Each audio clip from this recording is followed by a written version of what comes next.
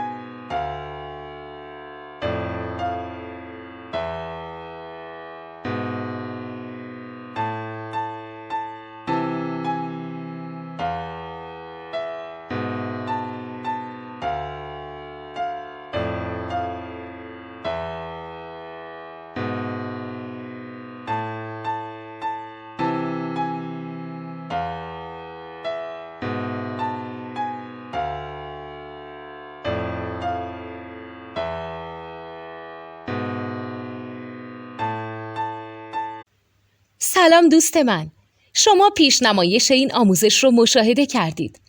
برای دیدن آموزش به صورت کامل میتونید به وبسایت نوت2 که مرجع آموزش موسیقی هست مراجعه کنید.